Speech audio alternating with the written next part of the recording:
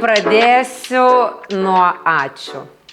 Ačiū už palaikymo žinutes, ačiū už kiekvieną komentarą, kurį jūs man rašėte ir po būtent YouTube'ės video ir po Instagramu. Ačiū kiekvienam palinkėjimui iš širdies su tuo užsidegimu, nes įdomus jausmas, žiauriai. Atrodo, kaip ir viskas šitas pats yra apie tą patį, bet viskas truputėlį kitaip.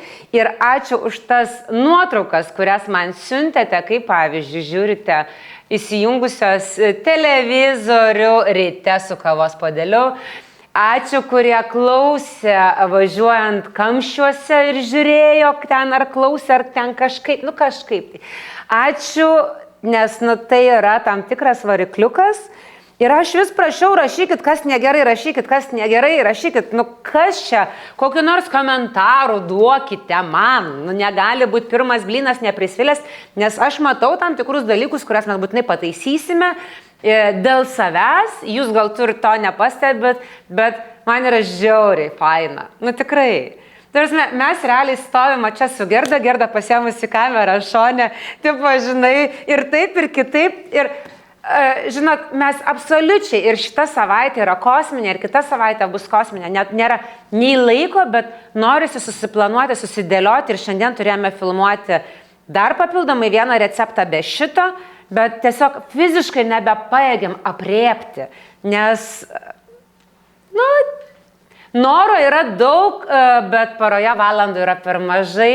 Tad ačiū Jums už tą palaikymą, už tą motivaciją, už tą paskatinimą daryti, nesustoti, žodžiu, ta zeleniutės virtuvėlė įgauna kažkokį pagreitį ir net tų subscriberių, kur yra, oh my god, sako, čia yra žiauriai daug. Aš tikrai nežinau, ką tai reiškia.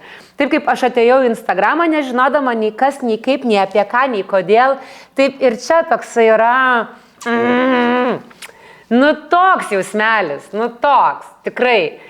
Ir šiandien aš su makiažu, dažniausiai aš taip nebūsiu, nes vis tiek zeleniutė virtuvėlėje stovi dažniau apsitaškiusi, negu gražiai pasipuošiusi, bet jau kadangi filmavom labai skanų receptą, tokį dar pusiau šventinį, tai norisi truputėlį estetikos ir higienos. Tai gerai, nebepliurpiam, nors aš kaip suprantu, tie visai mano pliurpalai, gal jums visai ir patinka, ne? Tai gal priaugsim prie to, kad vieną kartą kokį reikės padaryti ir laivą? Ką? Rodo man.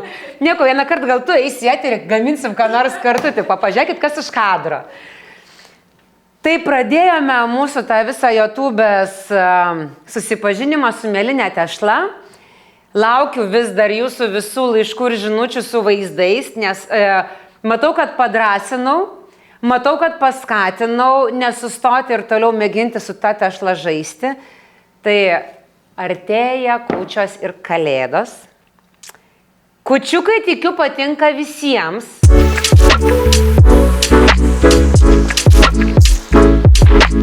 Ir šitie kūčiukai yra tokie labai tradiciniai. Be kiaušinių, be pieno. Tešla yra raukta su vandeniu, su aliejumi, su, aišku, cukrumi, tai cukraus jau ten kam daugiau, kam mažiau.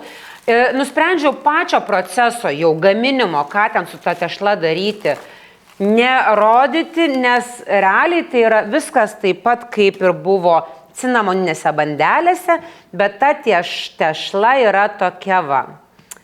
Tai vėl pašildote vandens 300 ml, truputėlį nusipilat vėl į mažą rindeliuką, tame rindeliuke turi būti porą šaukštų cukraus ir 7 gramai mielių. Tas mieles vėl užraugėte, paimate tik tuomet, kai suputoja. Ir į didelį bliūdą vėl beriate 0,5 kilogramo miltų, jokių kiaušinių, 5 šaukštai eina aliejaus, taip pat eina 4-5 šaukštai cukraus, 0,5 šaukštelio druskos, taip, aliejus, druska, cukrus, miltai, aguonų apie 50 gramų ir suputojusios mėlės. Viskas. Ir jūs turite tokią standartinę kūčiukų tešlą. Ir tie kūčiukai yra tokio gerumo, tokio gardumo, o toliau jau vėl jūsų laukia žaidimas su tešla. Kvieskite vaikus į kompaniją ir tai darykite kartu.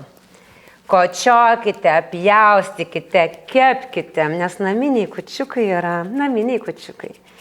Aš suprantu, kad yra daug paprasčiau nueiti, nusipirkti ir tiesiog skaniai paryti. Bet žinokit, pasidarę savo tikrų naminių, jūs tų pirktinių nei toli gražu nebenorėsite. Su papildomu miltų paberimu žiūrėkite pagal savo stalo paviršių realiai, nes gali būti, kad lengviau dirbsis, gali būti, kad sunkiau. Tai aš truputį pasiberiu jau pačioje pradžioje ir paskui jau pabersiu grinai prieš pjaustant kūčiukus, tais mažais tokiais gabaliukais. Bet kūčiukų realiai skonis priklauso nuo jūsų, kokiegi jums patinka. Aš mėgstu daryti jos nedidelius, traškius, kad nebūtų labai smarkiai išsipūtę. Ir realiai dabar sukočiosim, tada supjaustysim, jau tos įdėsiu kepti, o kitus su kitais toliau dirbsim. Žodžiu, aš nedarau taip, kad, žinot, pirmą prisidarai, o paskui tik kepi. Tai viskas procese, eigoje, kaip sakant, kad neužtrukti čia amžinybės, nes laikas brangiai kainuoja, ne? Kaip suprantam, pas visus tas pats, o tai čia dovana susipirkti, visur nuvažiuoti, viską padaryti, bet manau, mano tetutės iš Instagramo puikiai žino, kad aš esu truputį grinčas, tai ne visos taisyklės man šitas galioja, ypač dabar, jau kai nebeturime mažų vaikų. Tai ir žinot, ir su tom dovanom yra, sakykim taip, kas valgoma, kas naudojama, ko reikia, susiperkama ir tik labai artimam draugų ratui ir net ne tai, kad dovanojama, tiesiog, būna, kad užeina noras nustebinti, tai ir nustebina. Na ką, truputį jau pasidarėme, tai dabar tais tokiais čia kad neapdžiūtų. Mažiliukais. Ir aš nei, žinokit, sveriu, nei matuoju, nei žiūriu storio. Padarau visus skirtingus. Tada tokie tikrai yra naminiai, nes parduotuviniai jie vis tiek yra, žinot, tokie identiški vienas kitam. Čia taip. Ir pasakykit, kad tai ne meditacija. Jau praeitoj laidoj sakiau, kad mėlinė tešla ir mėlinės tešlos gaminiai yra man tarsi meditacija ir žaidimas. Tai manau, kad su mėlinės tešlos gaminiais šitą kūčiukų ciklą uždarysim ir greitai prie mėlinių tešlų negrįšim. Nors realiai tiek yra skaniausių dalykų, pavyzdžiui, babkos, pyragai, tie tokie senoviniai, kur, žinot, galima valgyti vienus arba ten kai kepa su razinkom. Tai ko tik nėra, visko daug ir per akis.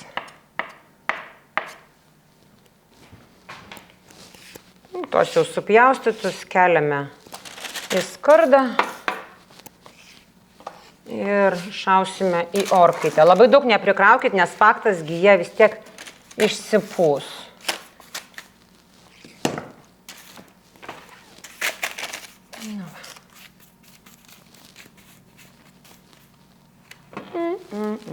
Šauname į orkaitę ir matome, nežinau, minučių kokių 10. Ant 200. O toliau žaidžiame su likusiais susuktais ir suksime kitus. Ir galvoju, gal užkuriam kokį prašymų, pageidavimų Nežinau, kaip čia pavadinti. Pageidavimų koncertą. Kokiųgi pageidautumėte receptų, kad mes juos pagamintume? Aš manau, kad visai logiška yra atsižvelgti čia į jūsų norus. Nes, žinot, mano Instagrame tų receptų yra, atrodo, tiek, kad jau nežinau, ko dar gali pritrūkti. Daug ir su kaupu. Tad galim pamėginti pažaisti ir pažiūrėti, o kogi norėtumėte čia. Nebūtinai sakau, kad imsim dabar viską iš eilės ir gaminsim, bet galim pamėginti, ne? Kad nereiktų net ir man vienai galvoti, bet galėtume įsivaizduoti, kad kartu tai darom. Pabarstykime ant tų supjaustytų miltų, kol kepa kiti, kad labai jau, žinot, nesuliptų smarkiai į krūvelę. Va taip va. Ir pastumkim į šoną. Jeigu norite, kad keptų greičiau, tai žinokit, drąsiai galite dėti kūčiukus kepti ir ant vėjelio. Tikrai blogiau nebus. Greičiau apskrus, greičiau iškeps. Žodžiu, žaidimas bus greitesnis, nes aš visada kepu realiai vienoj skardoj. Man nepatinka kepti dviejose skardose, nes nežinau, gal tai čia yra mano orkaitė, gal ten dabar tų orkaičių yra visokių mandriausių ir kepa vienodai kelios skardos. Mano, kai įdedi kelias skardas kepti, tai žinau, kad stebuklų nėra. Viena skarda kepa gražiai, o kita, aišku, trūksta jai turbūt šilumos, kaitros ar dar kažko, tai nežinau. Tad aš realiai žaidžiu dvigubai. Bet visai norėčiau turėti tą orkaitę, žinot, kaip rodo per teliką, kokias nors kulinarinės laidas, kur ten 5 aukštų. Tai kada nors galbūt kai pensiją išeisiu ir turėsiu tokią virtuvę, kaip Behem turi, ir pati tenas viską darysiu, tai turėsiu 5 kokias orkaitas ir 5 aukštų. Tada Gerdu, tu tik laikykis. Nežinau, kaip spėsi per 5 sufilmuoti. O klausykit, įdomu, žalią tešlą valgot? Nes aš tai realiai, tikrai turiu draugių, kur pamato tą tešlą, tai tiesiog valgo. Aišku, ir vaikai maži labai mėgsta, bet turbūt viskas suprantama, nes mielės, o mielėse yra daug vitamino, B grupės vitaminų. Tai turbūt kažko, kaip ten sako, kažko trūksta, ne? Tai visiškai nesuprantu to žalios tešlos valgymo. Kažkai nesąmonė. Nors čia realiai galima, nei kiaušų nieko nėra. Viskas yra saugu, tad galima, aišku, ragauti. Viskas, paskutiniai. Tuo iš to supjaustom. Anie puikiai gražiai kepa. Galite jūs pažiūrėti, aišku, galite ir nežiūrėti, nes jau orkaitė. Po šito gruodžio sezono, net ne gruodžio, o lapkričio gruodžio sezono, prašysis cheminio valymo. Viskas. Tai realiai gaunasi iš šitos normos 2 tokių vidutinio dydžio kūčiukų. Tai jeigu šeima didelė, tai teks truputį pažaisti ilgiau. Faktas. Va. Šį kartą gavos ne tokie maželiukai, bet tikrai, kad skanuliukai. Nu ką, traukiam savo mažučiukus, naminius, skanius kūčiukus. Štai, kaip ir sakiau, jie visi skirtingų dydžių, skirtingo prikepimo, tokie va, bet jie skanus, naminiai. Ir čia nėra jokių vanilinių cukrų, jokių kvapiklių. Tiesiog geras namuose tikros mielinės tešlos kvapas ir toks va tikrų kūčiukų aromatas. Dabar aišku yra minkštutėliai, minkštutėliai, bet jau rytoj jau bus traškučiai. Ir galite su kava mėgautis. Labai gerai.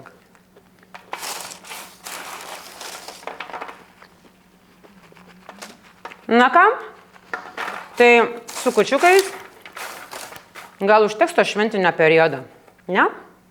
Dar pagalvosim. Tai tikiuosi, vėl po savaitės pasimatysim. O jeigu ne, tai kažkada. Ačiū, kad žiūrite. Mėgaukitės, kepkite. Nuotraukas man siųskite ir sveiki, svarbiausia, būkite. Iki.